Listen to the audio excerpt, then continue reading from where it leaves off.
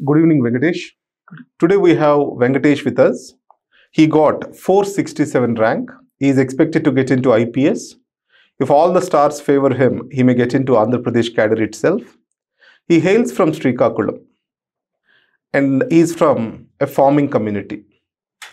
So Shramayeva Jayate ఈ పదానికి ఒకసారి అర్థం చెప్తాను. కష్టపడితే నష్టపోవడం ఉండదు. దానికి వెంకటేష్ ఎగ్జాంపుల్. వెంకటేష్ వాళ్ళ తల్లిదండ్రుల నుంచి తను పుణికిపుచ్చుకున్న లక్షణం కష్టం.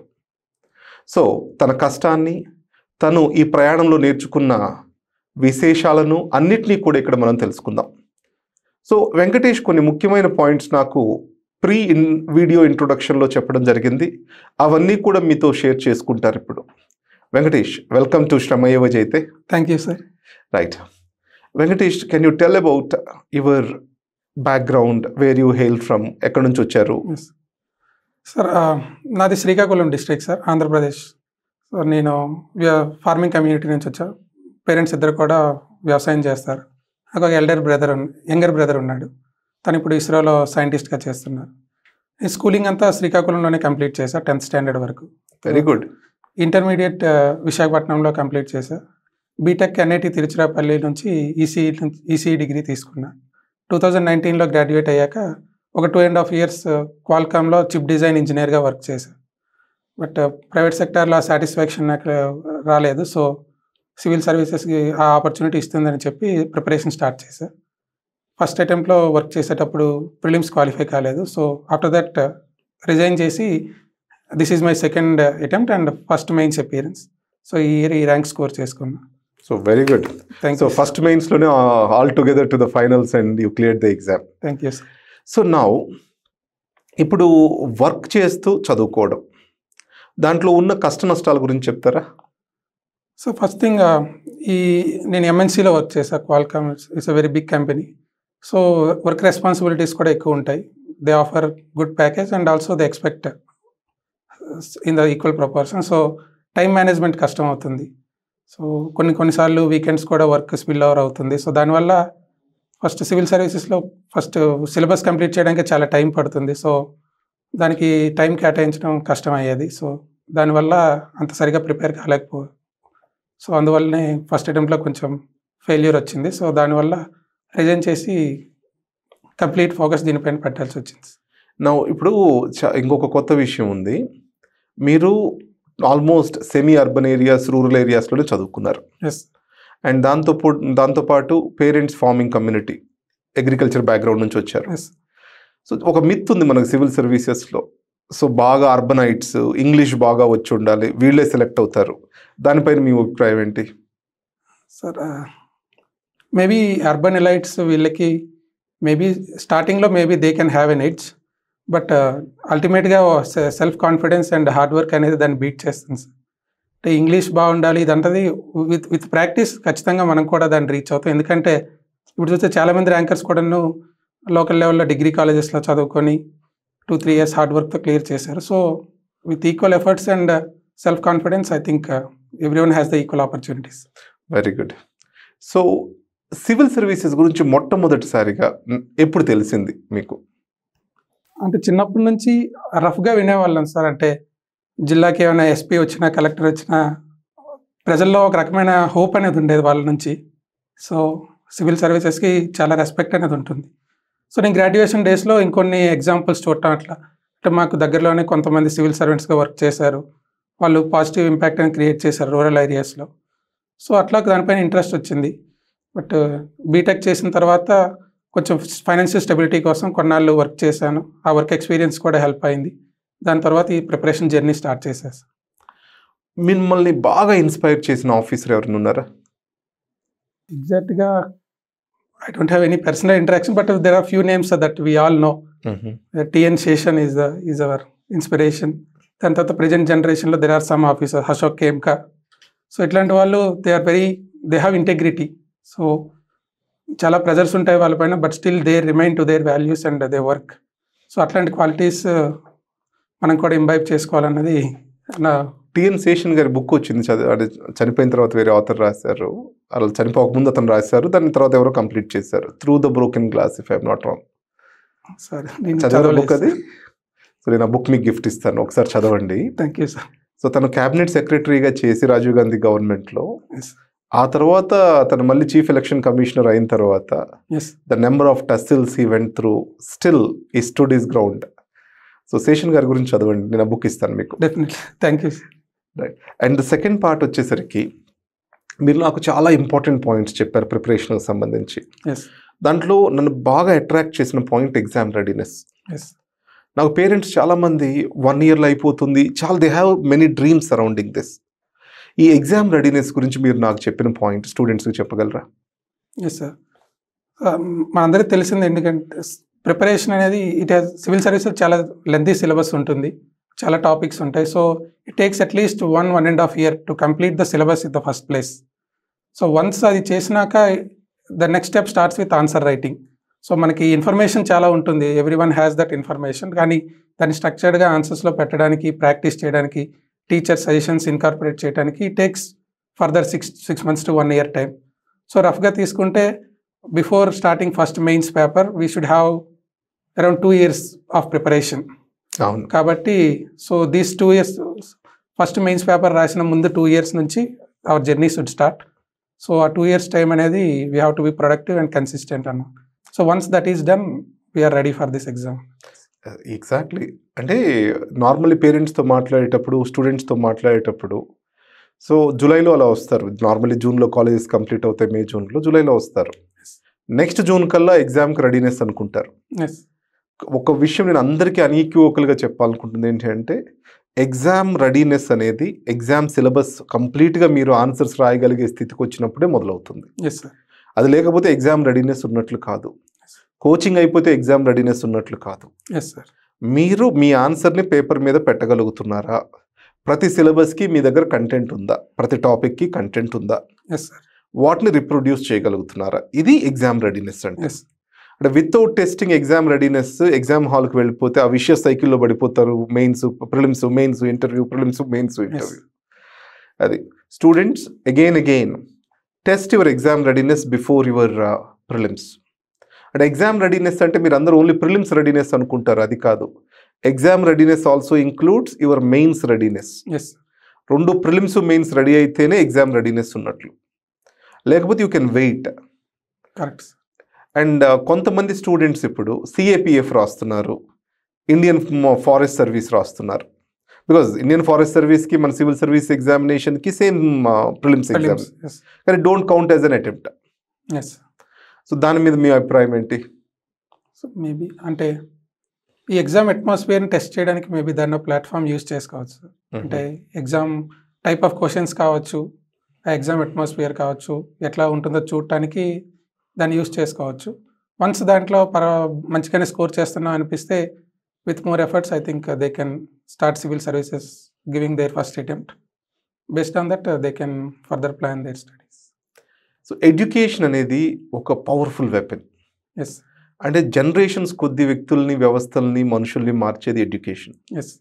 సో ఈ ఎడ్యుకేషన్ సివిల్ సర్వీసెస్ ఎలా స్ట్రెంగ్తెన్ చేస్తుంది? ఆర్ఎల్స్ ఈ ప్రిపరేషన్లో మీరు అండర్ గ్రాడ్యుయేషన్ వరకు ఒక స్థాయి ఉంది, తర్వాత సివిల్స్ ప్రిపేర్ అయిన తర్వాత మీరు నేర్చుకున్నది ఇంకో లెవెల్లో ఉంటుంది. అంతకుముందు, ఆ తర్వాత మీరు ఎడ్యుకేషన్ అండ్ లెర్నింగ్ దీనిపైన చెప్పగలరా? Yes sir. అంటే సో బీటెక్లో చదువుతున్నంత వరకు కూడాను ఓన్లీ సమ్ నేరో అండర్స్టాండింగ్ ఉంటుంది. ఫోకస్ అంతా కూడాను సబ్జెక్ట్స్ ఫినిష్ చేయాలి, మంచి అకాడమిక్స్ మెయింటైన్ చేయాలి, మంచి కంపెనీలో ప్లేస్మెంట్ కావాలి. సో అట్లా ఉంటుంది. బయట సొసైటీలో ఏం జరుగుతుంది, ఓవరాల్గా అట్లా అడ్మినిస్ట్రేషన్ ఎట్లుంది, గవర్నెన్స్ ఎట్లుంది, ఏమి దానిపైన అంత అండర్స్టాండింగ్ ఉండదు. బట్ వన్స్ కార్పొరేట్ నుంచి ప్రిపరేషన్కి వచ్చినాక it gives a bigger holistic picture అన్నమాట. So how actually government works, what are the problems in our society, and how civil services will give us an opportunity to contribute to that. So ఈ యాక్చువల్గా civil servant అవ్వక ముందనే మన journey అనేది start అవుతుంది sir. Exactly. Once we start reading things, we observe things out side. So it gives us an inspiration so that once we get into the service, it gives us an opportunity, at the same time responsibility. Exactly. So, yes sir. అంటే మనము బాధ్యత అనే దాన్ని అర్థం చేసుకోవడం మొదలు పెడతాం. Yes sir. Right. And second thing, మీరు అన్నారు చూడండి, సివిల్ సర్వీసెస్ ప్రిపేర్ అయ్యేటప్పుడు ఆఫీసర్ తయారవుతాడు, సర్వీస్ వచ్చిన తర్వాత కంటే కూడా. Yes sir. Right, they test every nerve of you. నా కొత్తగా సివిల్ సర్వీసెస్లోకి రావాలనుకునే వాళ్ళకు 3 పాయింట్స్ రూపంలో వాళ్ళు ఏమి ప్రిపేర్ అయి రావాలి ఒకసారి చెప్పగలరా? నాకున్న లిమిటెడ్ నాలెడ్జ్లో so first thing sir, so నేను ఈ 1 ఇయర్లో ఎగ్జామ్ క్లియర్ చేస్తాను, నెక్స్ట్ ఇయర్ నేను ట్రైనింగ్కి వెళ్ళిపోతాను అనే మైండ్ సెట్ అయితే రాకూడదు. First thing, I will give my full pledged commitment to this exam. I will learn whatever that is required and I will continuously keep attempting this అనే ఒక mind సెట్తో రావాలి sir. Second thing, ఇప్పుడు చూసుకున్నట్లయితే we have many institutes, many resources. So information overflow అనేది problem, information లేకపోవడం problem లేదు sir. So limited information పెట్టుకోవాలి, దాన్నే కంప్లీట్ చేసి మల్టిపుల్ టైమ్స్ రివైజ్ చేయాలి. సో దానివల్ల మనకి కాన్ఫిడెన్స్ వస్తుంది, ఎగ్జామ్లో కూడా రాయటానికి హెల్ప్ అవుతుంది సార్. థర్డ్ థింగ్, ముందు మాట్లాడుకున్నట్లే రెడీనెస్ ఉండాలి. ఫస్ట్ అటెంప్ట్ రాసే ముందరనే మన సిలబస్ కంప్లీట్ చేసుకొని మెయిన్స్ కూడా కంప్లీట్ చేసి ఒక బేసిక్ కాన్ఫిడెన్స్ వచ్చినాకనే మనం ప్రిలిమ్స్ అటెంప్ట్ చేయాలి. లేదనుకుంటే అటెంప్ట్లో ప్రిలిమ్స్ ఒకవేళ క్వాలిఫై అయినా సరే మెయిన్స్ ఫెయిల్ అవుతాం, మళ్ళీ సేమ్ సైకిల్లో ప్రిలిమ్స్ ప్రిపేర్ అవుతాం, మళ్ళీ మెయిన్స్ ఫెయిల్ అవుతాం. సో ఎగ్జామ్ రెడీనెస్ చూసుకోవాలి. అండ్ ఫైనల్లీ కొంచెం with our effort and God's grace this is possible.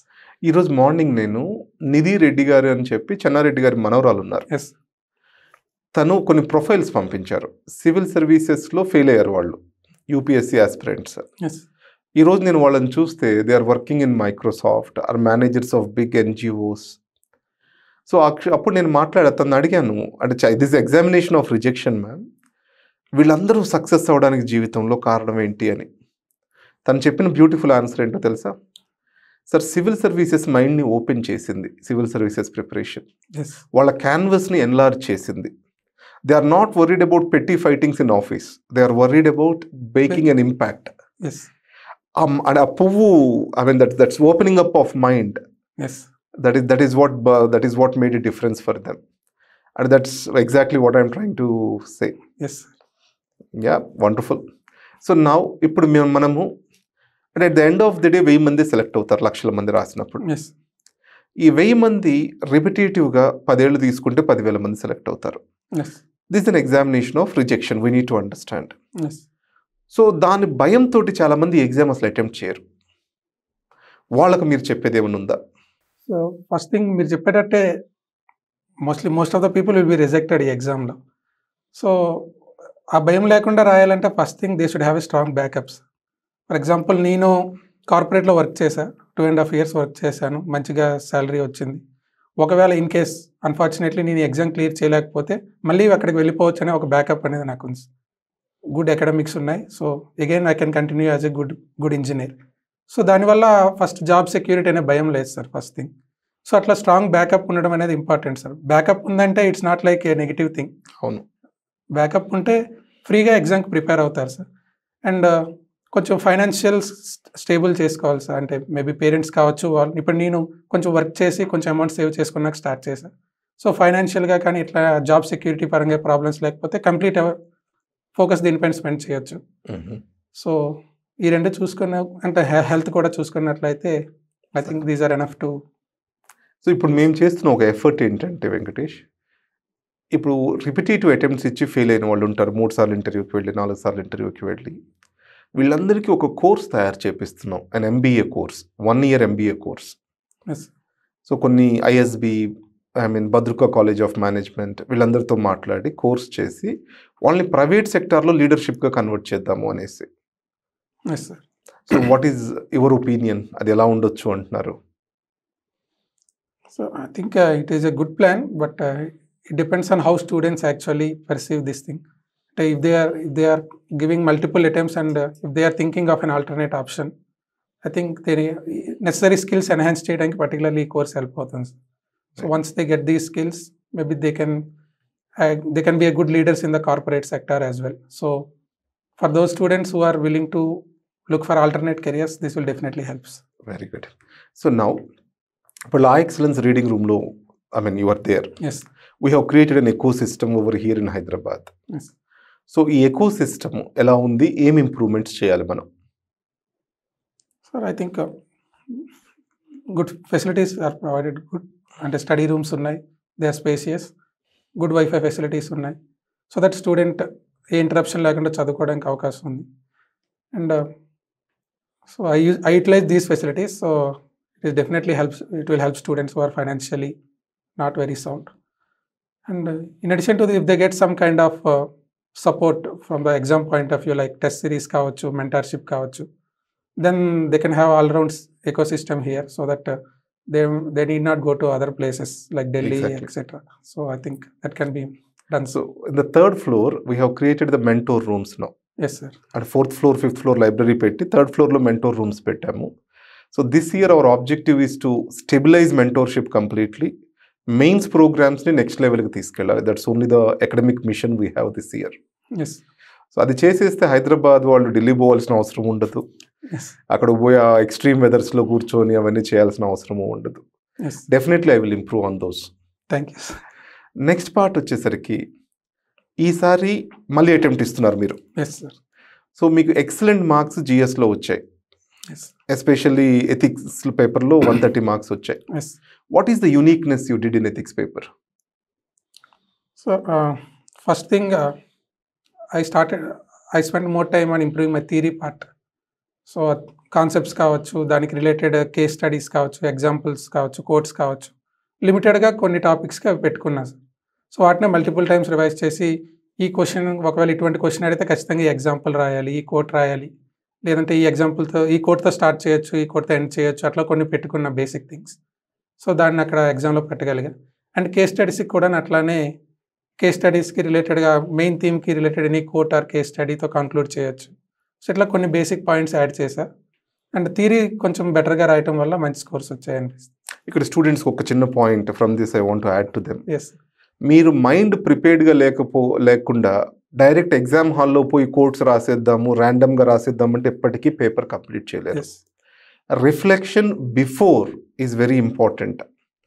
నువ్వు ఇక్కడ రిఫ్లెక్షన్ అనే పాయింట్కి వచ్చేసరికి మీరు మెయిన్స్లో ఒక మాట చెప్పారు. అంటే ఒక క్వశ్చన్ని, ఒక టెస్ట్ పేపర్ని నేను ఎలా పెట్టాలి ఆన్సర్ అని ఇమాజిన్ చేసుకునేవాడిని.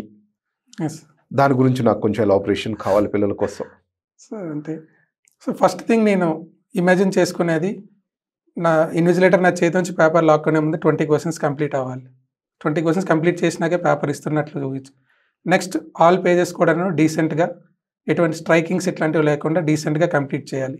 అంటే కొన్ని క్వశ్చన్స్ స్ట్రాంగ్గా తెలిసి ఉండొచ్చు, కొన్ని క్వశ్చన్స్ అంత కంటెంట్ లేకపోవచ్చు, బట్ అది నాకు తెలుసు కానీ ఇన్విజిలేటర్కి తెలియకుండా మేనేజ్ చేయాలన్నది first thoughts. Very good and your smart on that. So అట్లనే ఈక్వల్గా అన్ని క్వశ్చన్స్కి టైం స్పెండ్ చేయడం, దానివల్ల మంచి, అంటే ఒకే క్వశ్చన్ పైన ఎక్కువ టైం స్పెండ్ చేసి కంటే ఈక్వల్గా టైం స్పెండ్ చేస్తే మార్క్స్ బెటర్గా వస్తాయని అట్లా ఊహించుకునేవాడిని సార్. అండ్ కొన్ని క్వశ్చన్స్కి కొన్ని మ్యాప్స్ కావచ్చు, కొన్ని డేటా పాయింట్స్, ఫ్లో చార్ట్స్ కావచ్చు, సో ఇట్లా రాయొచ్చని ముందే కొన్ని పెట్టుకొని ఉంటే ఎగ్జామ్లో దాన్ని క్వశ్చన్ ఇన్కార్పొరేట్ చేయొచ్చు. సో ఇది హెల్ప్ అయ్యింది సార్ జిఎస్లో. రైట్. సో ఎస్ఏలో తక్కువ మార్క్స్ వచ్చాయి. Yes sir. ఎస్ఏ కానీ 30 మార్క్స్ వచ్చేసి ఉంటే నీకు ఐఏఎస్ వచ్చేసేది. ఎస్ఏలో తక్కువ మార్క్స్ రావడానికి కారణం ఏంటి? సో ఫస్ట్ థింగ్, కొంచెం టైం షార్టేజ్ వల్ల నేను ఎస్ఏ ముందు ఎక్కువ ప్రాక్టీస్ చేయలేదు సార్. 1-2 కాపీస్ చూసా ప్రీవియస్ ఇయర్స్ టాపర్స్వి, బట్ దానిపైన వర్క్ చేయడానికి నాకు ఎక్కువ టైం కుదరలేదు. సో దానివల్ల ఎనఫ్ ప్రాక్టీస్ లేకపోవడం వల్లనే కొంచెం జనరలిస్టిక్గా ఎస్ఏ రాయాల్సి వచ్చింది. అంటే థీమ్స్ కావచ్చు, డైమెన్షన్స్ కావచ్చు కవర్ చేయలేకపోయా. సో దానివల్ల తక్కువ వచ్చాయి. సో ఇప్పుడు టైం ఉంది కాబట్టి దానిపైన వర్క్ చేద్దాం అనుకున్నాను. రైట్. నెక్స్ట్ ఇయర్ 3 ఇంప్రూవ్మెంట్స్ ఏం చేస్తారు మీ ప్రిపరేషన్లో? సో ఫస్ట్ థింగ్, ఇప్పుడు మాట్లాడితే ఎస్ఏ పైన వర్క్ చేస్తారు sir. So there is essay and ethics, there is good scope to improve marks with limited efforts. Second thing, I want to maintain the same scores. ఇప్పుడైతే ఏవైతే బాగా వచ్చాయో దాన్ని drop అవ్వకుండా చూసుకుందాం అనుకుంటున్నా. సో దానికి మళ్ళీ టెస్ట్ రాసి మోడల్ ఆన్సర్స్ కావచ్చు దాన్ని ఇంప్రూవ్ చేసుకుందాం అని. And after clearing mains I will focus on my personality as well.